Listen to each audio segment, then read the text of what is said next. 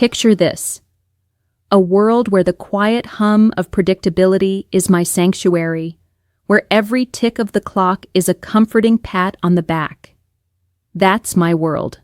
Or at least it was until a single black envelope turned it upside down. My name is Clara. I'm 32, and I've built my life on the steady rhythm of plans and routines. I'm the kind of person who color codes her calendar, who finds solace in knowing exactly what tomorrow will bring. My husband, Logan, though, he's the storm that upends every forecast.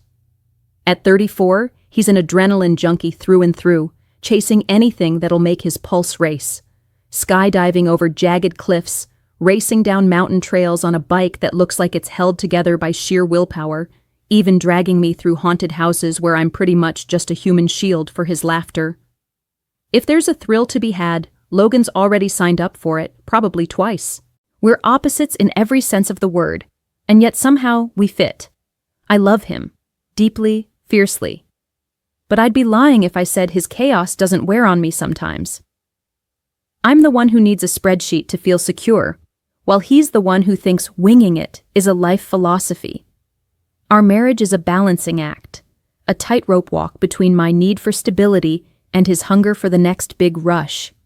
More often than not, I find myself pulled into his orbit, stepping way outside the neat little lines I've drawn for myself, all because I can't say no to that spark in his eyes.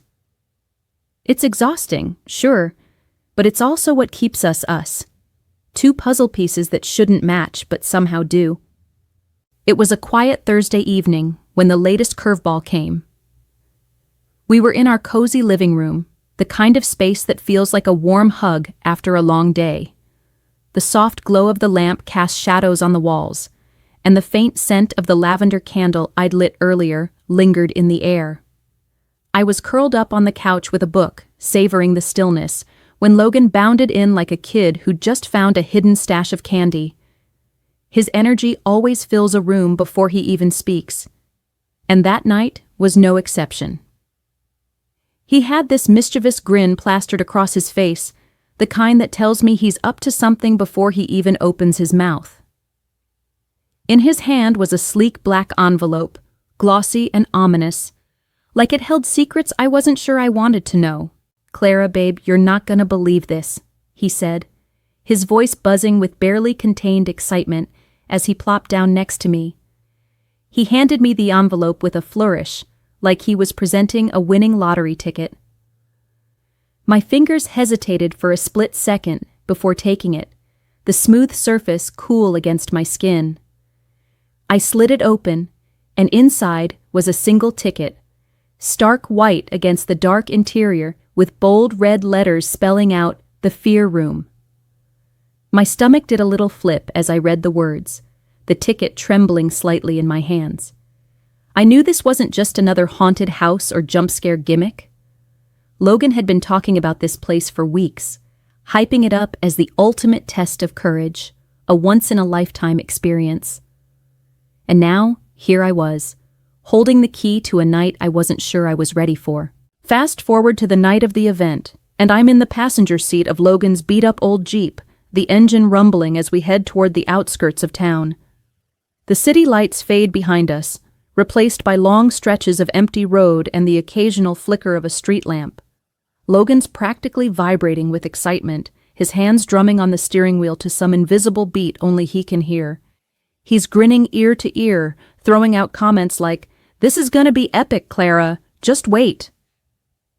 Meanwhile, I'm sitting there, the ticket resting in my lap, my fingers fidgeting with its edges like it's a lifeline I'm not sure I want to hold on to.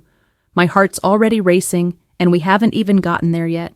I keep stealing glances out the window, trying to distract myself with the passing darkness, but all I can think about is what's waiting for us. We finally pull up to the venue, and I swear my breath catches in my throat. It's an old warehouse, the kind that looks like it's been abandoned for decades, sitting like a hulking shadow against the night sky. The exterior is all rusted metal and chipped paint, with jagged cracks spiderwebbing across the concrete walls. Above the entrance, flickering neon signs buzz and hum, casting an eerie red glow with the words, "Enter if you dare."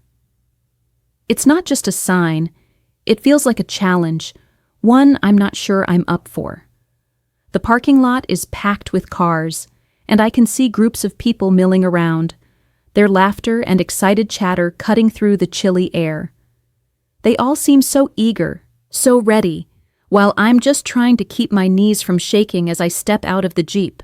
Logan turns to me before we join the crowd, his eyes sparkling with that wild energy I both love and dread. He leans in, plants a quick kiss on my cheek, and says, "I'll be inside, babe, but don't look for me.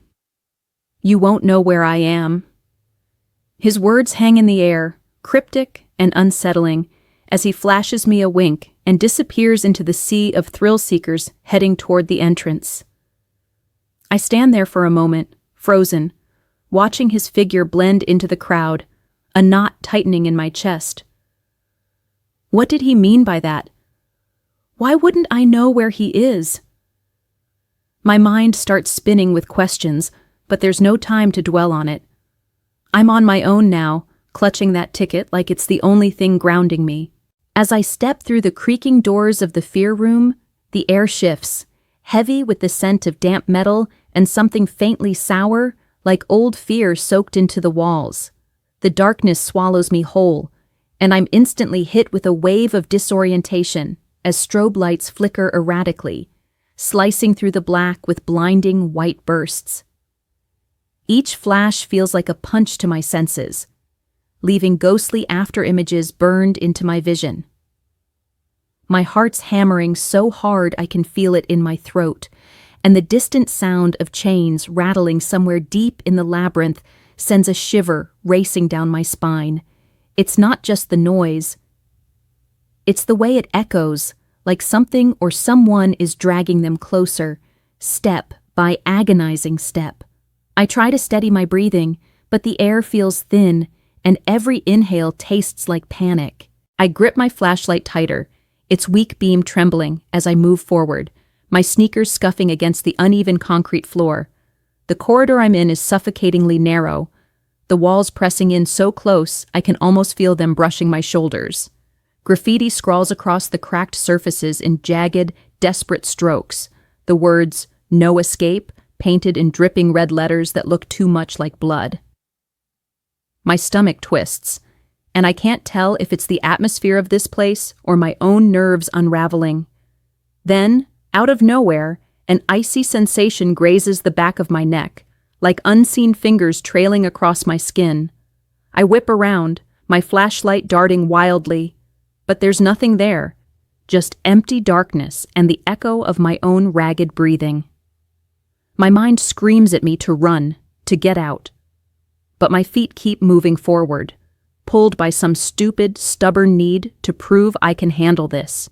The strobe lights intensify as I stumble deeper into the maze, each flash disorienting me further until I'm not even sure which way I came from. My flashlight flickers, the beam dimming for a terrifying second before sputtering back to life.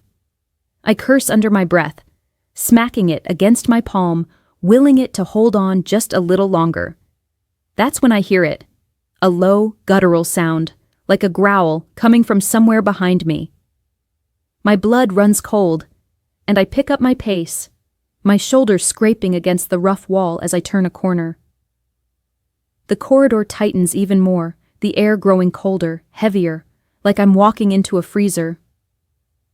Every nerve in my body is screaming, frayed to the breaking point by the constant barrage of jump scares and mind games this place throws at me. Suddenly, a hand clamps down on my arm from behind, firm and unyielding.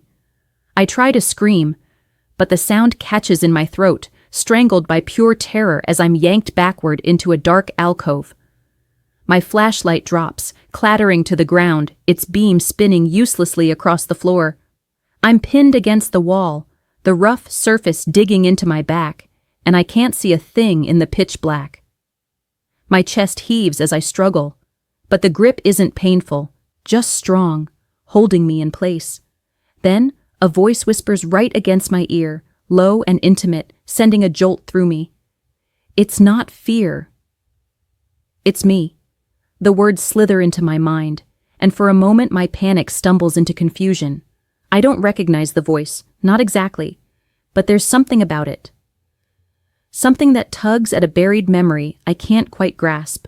Before I can process it, I feel hands sliding around my waist, slow and deliberate, like they already know every curve of me. My breath hitches, my body freezing as a wave of conflicting emotions crashes over me. I should push them away, scream for help, do something, but I don't. There's an unsettling familiarity in their touch, a knowing pressure that feels like it's been there before, like it belongs there. In the chaos of the flashing lights and the distant shrieks of other participants, I'm caught in this strange, suspended moment. The masked figure, I can't see their face, just the vague outline of a dark shape, presses closer, their presence overwhelming, electric. Their hands linger for just a heartbeat longer before they release me, stepping back into the shadows as if they were never there. I'm left gasping, my back still pressed against the cold, rough wall, my mind a tangled mess of fear, confusion, and something I don't want to name. My legs feel like they might give out beneath me, but I force myself to move, fumbling in the dark for my flashlight. My fingers finally close around it, the weak beam shaking as I point it into the void where the figure vanished. Nothing. Just empty blackness staring back at me, mocking me with its silence. I don't know how long I stand there, frozen, before the distant scream of another participant snaps me back to reality. I have to get out of here. I have to find the exit. I stumble forward, my sneakers dragging against the uneven floor, each step feeling heavier than the last. My hair is a wild mess, strands sticking to my sweaty forehead and neck like spiderwebs. I try to smooth it down with trembling hands, but my fingers are clumsy, shaking so badly I can barely control them.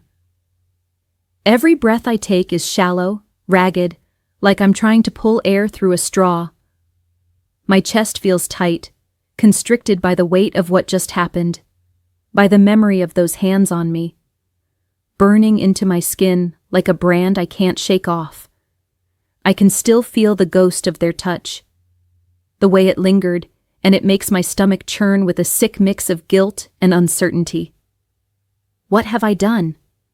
I didn't push them away. I didn't even try. And Logan, God, Logan. He's somewhere in this hellhole, or maybe waiting outside, and here I am, unraveling over a moment I can't even begin to understand. The corridor stretches on endlessly, a claustrophobic tunnel of flickering strobe lights and distorted screams that echo off the walls. The lights pulse in a nauseating rhythm, each flash searing into my vision, making the world tilt and spin around me. The sounds, those piercing, guttural cries from unseen corners, feel like they're mocking me now, mirroring the chaos tearing through my mind. Every shadow seems to move. Every creak of the building sounds like footsteps creeping closer, and I can't tell if it's the fear room playing its tricks or my own paranoia clawing at me. I keep moving, one foot in front of the other, but it feels like I'm wading through quicksand, like the exit is a mirage that keeps slipping further away with every step.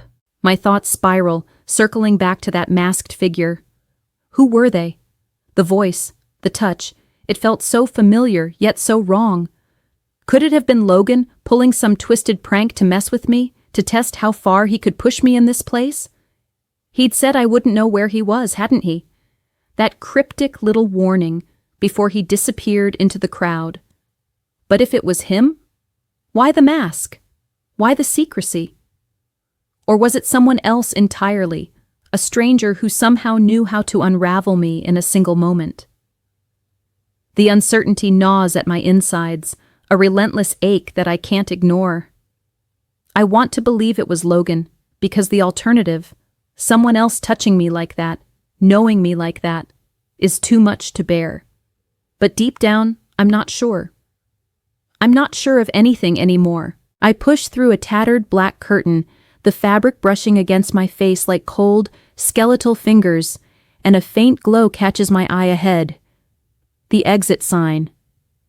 It's there, flickering weakly in the distance, a sickly green light that feels like a lifeline after hours in this suffocating darkness. My heart lurches, a frantic mix of relief and dread pounding through me. I'm almost out, almost free of this nightmare. But what waits for me on the other side? Logan will be there. I know he will. He's probably leaning against the Jeep, that cocky grin on his face, ready to tease me about how I screamed my way through the whole thing. But how do I face him? How do I look into his eyes and pretend nothing happened when every inch of me feels like it's been turned inside out, raw and exposed? I take a shaky step toward that flickering green light, my legs barely holding me up, the weight of everything pressing down on my shoulders like a physical force. The air in the fear room still clings to me, thick with the residue of panic and that unnameable feeling I can't shake. But as I push through the final heavy door, the cool night air hits me like a slap, sharp and bracing. It rushes into my lungs, and for a moment I just stand there, gulping it down, trying to steady myself. My hands are still trembling, my palms slick with sweat, and I wipe them on my jeans, desperate to feel some semblance of control. I glance around, my eyes adjusting to the dim glow of the parking lot. The warehouse looms behind me, a monstrous silhouette against the inky sky, its neon sign still buzzing faintly like a dying insect. The crowd outside has thinned, just a few stragglers laughing and recounting their own horror stories, their voices distant and surreal. My gaze darts toward the Jeep, expecting to see Logan there, but it's empty, the driver's side door hanging open like a silent question. My stomach twists, a fresh wave of unease creeping in. Where is he? I need to see him, to look into his face and figure out if what happened inside was some sick game of his, or something far worse. Then I spot him. He's leaning casually against a lamppost near the exit, his posture relaxed, almost too relaxed, like he's been waiting for me all along. The light above him casts a harsh yellow glow over his features, sharpening the angles of his face, and for a split second, his familiar silhouette feels like both a lifeline and a threat. My heart stumbles, caught between relief and a creeping dread I can't name.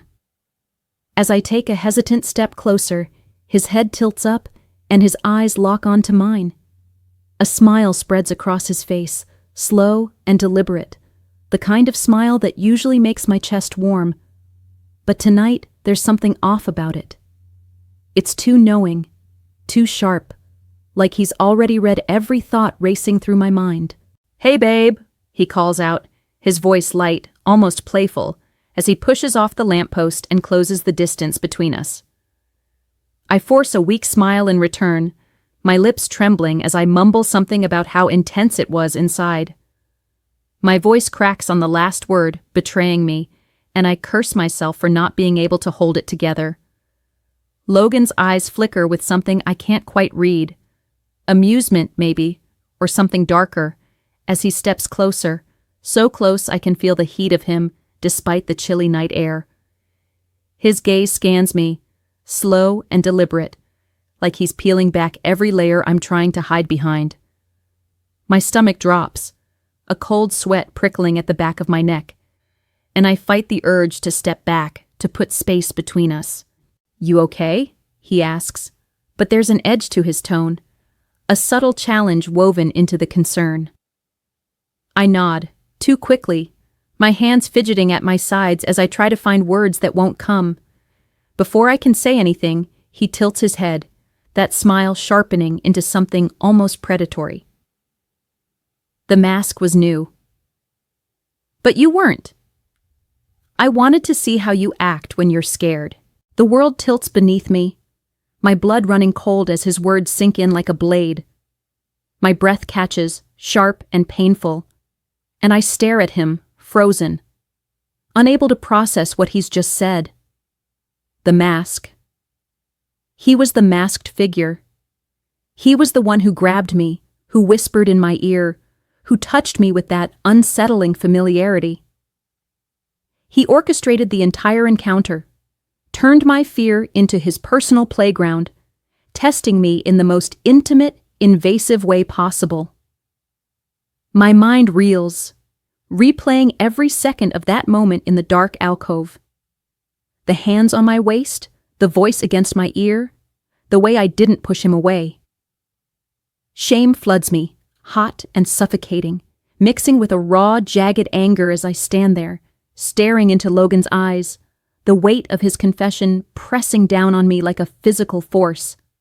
The parking lot seems to shrink around us, the distant laughter of others fading into a hollow buzz in my ears. I want to scream at him, to demand why he thought it was okay to manipulate me like that, to turn my terror into some kind of sick experiment. But my throat feels tight, the words stuck somewhere deep inside, tangled up with the mess of emotions I can't begin to unravel. Instead, I just stand there, my hands clenched into fists at my sides, my nails digging into my palms as if the pain might ground me. The drive home is a suffocating silence, the kind that feels louder than any argument we've ever had. I'm in the passenger seat of the Jeep again, staring out the window at the blur of dark trees and empty roads, the headlights cutting through the night like a knife. Logan's hands are steady on the wheel, his face unreadable in the dim glow of the dashboard lights. I keep waiting for him to say something, to offer some kind of explanation or apology, but he doesn't. He just drives, the quiet between us thick with unspoken words, heavy with the weight of what happened in that warehouse. Every now and then I catch him glancing at me from the corner of his eye, but I don't turn to meet his gaze. I can't. Not yet. My mind is still spinning, replaying that moment in the dark alcove over and over, the memory of his touch burning into me like a scar. I'm torn in two. Part of me is horrified, sickened by how he played with my fear, how he crossed a line I didn't even know existed between us. But there's another part, a quieter, darker part, that feels a flicker of something else. Exhilaration, a raw, electric rush at the memory of that forbidden moment. The way my heart raced not just from fear, but from something deeper, something I'm ashamed to even acknowledge. It's a thought that terrifies me more than anything I faced in the fear room. When we finally pull into our driveway, the familiar sight of our house feels like a stranger's. The porch light is on, casting a warm yellow glow over the front steps, but it doesn't feel welcoming. It feels like a mask, hiding something darker beneath. I step out of the Jeep, the cool night air biting at my skin, and follow Logan inside without a word. The house is quiet. Too quiet, the kind of stillness that presses against your eardrums and makes every small sound feel like an intrusion. I kick off my shoes by the door, the mundane act feeling absurd after everything, and head straight for our bedroom. I need space, even if it's just the illusion of it. Logan lingers in the living room for a moment, and I hear the faint clink of a glass, probably pouring himself a drink. But I don't stop to check. I can't face him right now, not when my thoughts are such a tangled mess. In our bedroom, I sit on the edge of the bed, the mattress dipping slightly under my weight. The room feels smaller somehow, the walls closing in as I stare at the drawer of my nightstand. Inside, tucked beneath a pile of old receipts and miscellaneous junk, is that black ticket to the fear room. I pulled it out of my pocket earlier, almost on autopilot, and hid it there like a dirty secret. Now I can't stop thinking about it, about what it represents. Was it just a game to Logan, a thrill to chase like all the others? Or was it something more, something calculated to push me past my limits, to see how far I'd bend before I broke? I don't know, and that uncertainty gnaws at me, a relentless itch I can't scratch. I wonder if he'll try to drag me into another game like this, if this is just the beginning of some new, twisted dynamic between us. The thought sends a shiver down my spine, not entirely from fear, and I hate myself for it. I lean forward, resting my elbows on my knees, and bury my face in my hands, realizing that despite the chaos, a part of me is drawn to the unpredictable thrill of it all. Don't forget to subscribe, like, and comment if you enjoyed this story. This will help us create more engaging stories for you.